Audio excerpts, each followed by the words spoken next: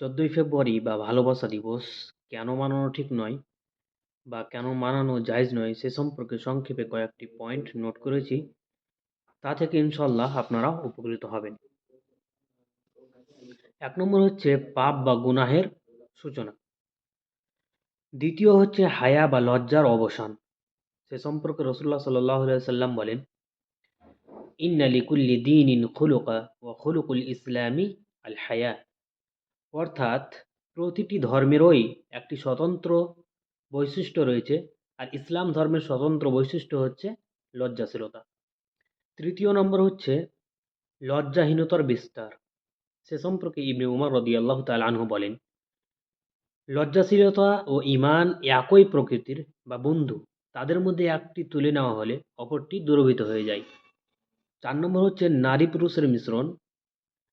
সে সম্পর্কে রাসূলুল্লাহ সাল্লাল্লাহু আলাইহি সাল্লাম বলেন, একজন স্ত্রীলোকের সাথে একজন পুরুষ একাকী থাকলে তাদের মধ্যে শয়তান তৃতীয় ব্যক্তি হিসাবে যোগদান দেয়।